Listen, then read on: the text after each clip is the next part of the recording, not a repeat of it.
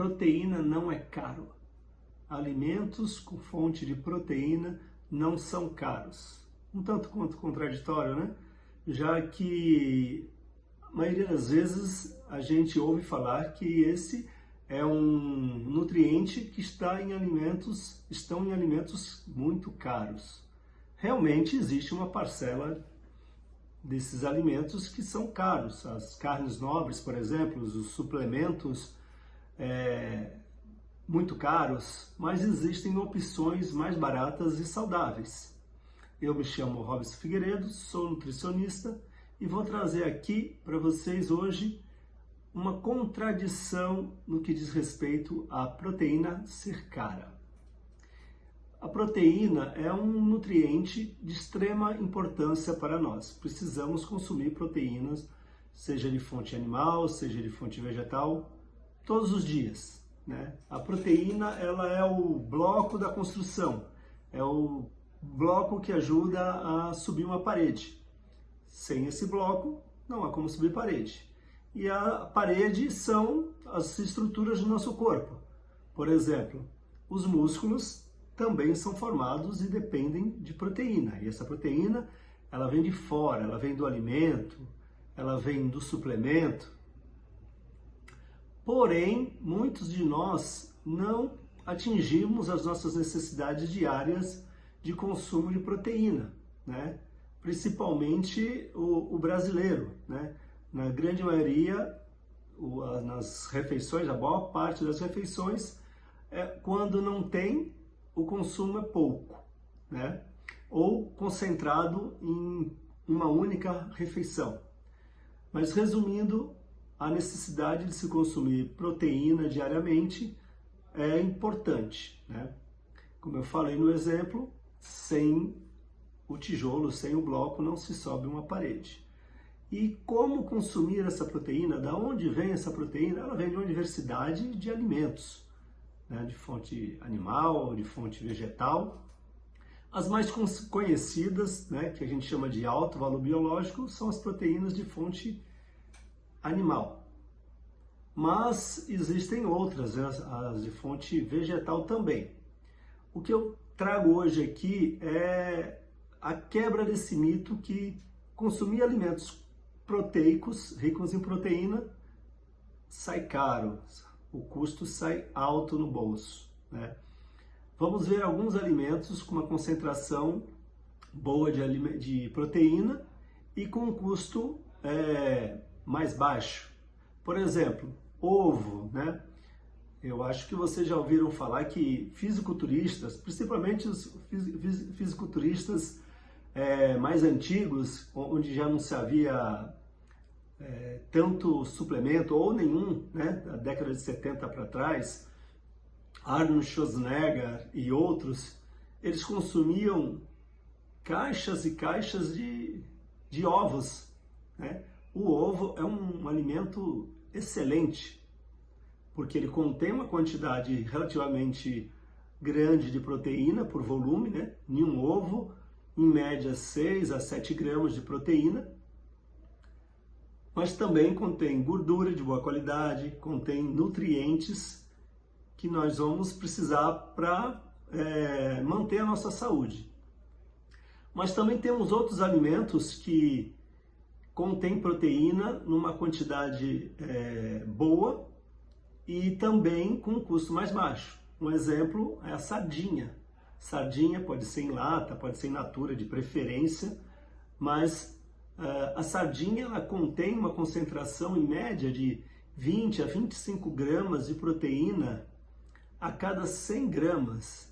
E é um alimento que, se for in natura, na época, ela sai muito barata, né? Esse ano, por exemplo, que passou, na época em que é vendida a sardinha, 1 quilo de sardinha ela chega a custar R$12. No final da temporada da sardinha, 15, 16 reais. Então, 1, 2 sardinhas, você já consegue atingir ou se aproximar a sua meta proteica em uma refeição.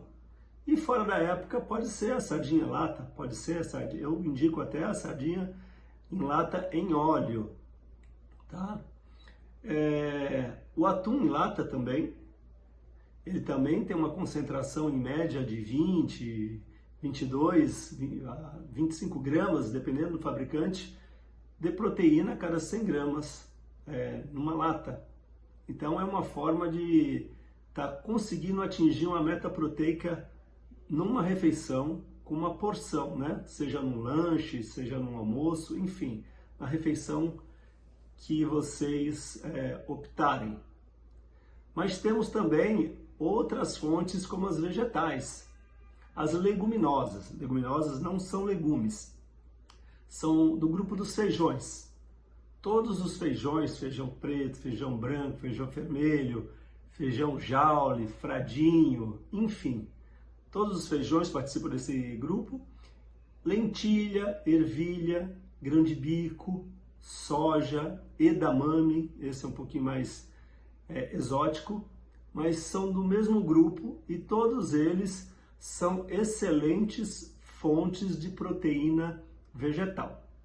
Só que, um detalhe, a proteína vegetal, diferente da proteína animal, ela não é de alto valor biológico, ou seja, como eu já falei em outros vídeos, proteína é formada por partes menores que são chamadas de aminoácidos. E as proteínas vegetais, elas não têm todos os aminoácidos, salvo a soja, que é a mais completa. Mas porém, esse aminoácido ou esses aminoácidos que faltam ou não estão nas quantidades adequadas na família das leguminosas, podem ser encontrados nos cereais. Então, uma boa combinação para se ter uma proteína de qualidade vegetal é combinar um cereal com uma leguminosa.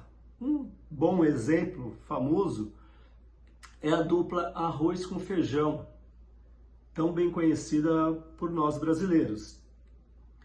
Então, quando você combina um cereal que pode ser o arroz, a quinoa, o amaranto, o milho, junto com uma leguminosa, o feijão, a lentilha, a ervilha, o grão de bico, a soja, essas combinações vão potencializar a proteína, vão deixar ela completa, né? Porque a proteína vegetal, como eu havia falado, ela tem 1, 2, às vezes 3 aminoácidos a menos, dependendo do tipo de leguminosa. Enfim, então, e associar também proteínas animal e proteína vegetal é uma boa estratégia, né?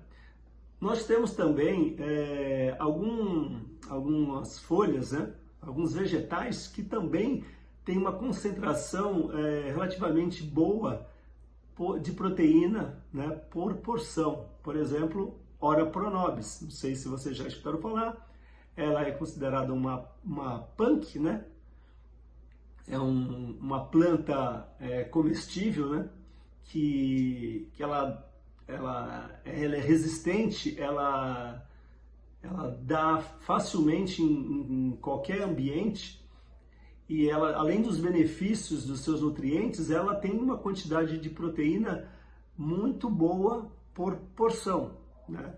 Então, a Ora pronobis é uma estratégia barata e que fornece uma quantidade adequada de proteína, sempre associado a outras fontes, porque na Ora pronobis você precisaria de 100 gramas de folhas para conseguir uma quantidade de pelo menos 20 gramas de proteína. E 20 gramas de folha é um volume grande, né, de Ora pronobis. Mas associar ela a outras proteínas, vegetais ou animais, vai trazer um benefício no que diz respeito a atingir as necessidades de consumo proteico, né? Existem também outros vegetais que também têm uma concentração boa de proteína. Então, o que eu quero dizer aqui, que consumir proteína é importante, muito importante, e que você não precisa gastar muito dinheiro. Basta usar um pouquinho da criatividade. Existe um cálculo, né, que é feito, né, que os nutricionistas fazem, mas vocês podem fazer também, do quanto é necessário de proteína para cada indivíduo. Então, a gente calcula baseado no estilo de vida, se a pessoa pratica ou não pratica exercício, se ela é sedentária ou ela pratica uma atividade física, qual atividade física, por quantas vezes na semana ela pratica e qual a intensidade, se é iniciante, se é moderado, se é intenso. Tudo isso vai classificar você numa necessidade de proteína, né? Que a gente utiliza gramas por quilo de peso. Ou seja, vou dar um exemplo.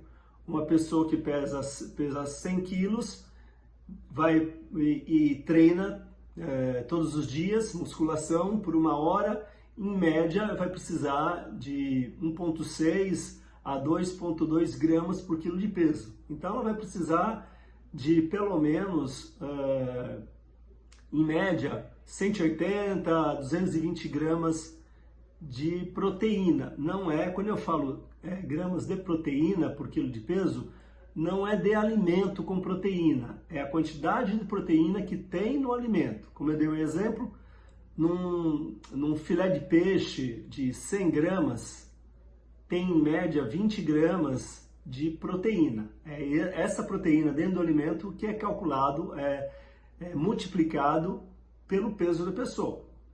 Em média, para uma pessoa, vai a partir de 1,2 a 2,2 gramas por quilo de peso para suprir a sua necessidade, dependendo do seu objetivo, se precisa emagrecer, se precisa ganhar massa magra, se treina, o que treina, por quanto tempo.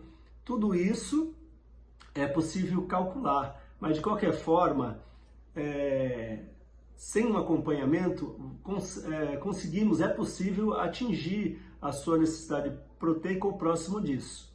Basta você, toda vez que for elaborar um prato, montar a sua refeição, observar se tem algum alimento de fonte proteica naquela refeição. Por exemplo, café da manhã, tem pão, tem fruta, verifica se são fontes de carboidrato, né?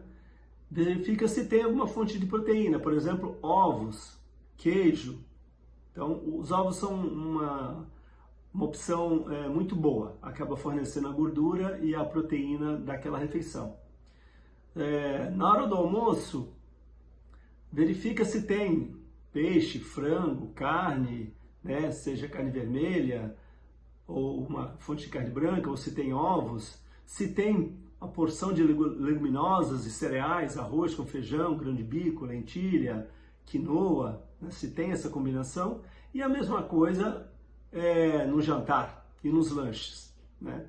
Quando a gente não consegue atingir a nossa meta proteica, isso tem que ser calculado, lança-se mão de um suplemento como whey protein ou suplemento proteico vegano para poder complementar aquilo que a pessoa não está conseguindo atingir. Muitas vezes o que se precisa consumir não é possível, a pessoa não consegue comer tudo aquilo, né? Por exemplo, eu faço um cálculo onde a pessoa ela precisa comer a mais 30 ou 40 gramas de proteína, e ela vai precisar comer ou um bife de 100 gramas a mais, ou vai precisar dobrar a dose do feijão, e ela já não consegue mais. A capacidade gástrica dela, no estômago, ela não suporta, não está acostumada. Nesse momento é que vai entrar o suplemento, porque o suplemento ele está em pó, ele não vai fazer grande volume e vai estar num formato que é de fácil digestão. Aí sim entra o suplemento, mas sim, é possível atingir as suas necessidades proteicas diárias através de alimentos. E sim, é possível atingir essa meta proteica com alimentos baratos. Se ficou uma dúvida, eu peço que deixe nos comentários. E se você quer saber mais de assuntos como esse e outros relativos à saúde, nutrição, longevidade, se inscreva no canal, dá um like que eu vou trazer mais conteúdos como esses aqui.